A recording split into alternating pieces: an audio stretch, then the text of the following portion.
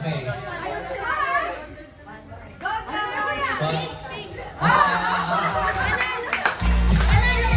Teka. Dapat pag specific sasabihin nyo kung ano yung ginagawa. Hindi yung, ay nagkaano ko ng hindi pwede. Hindi pwede. Tapos, kung ano lang yung action, dapat, halimbawa, ganun ka. Puro ganun lang, pero iba yung ginagawa mo. Okay? Okay. Si Joy. Okay.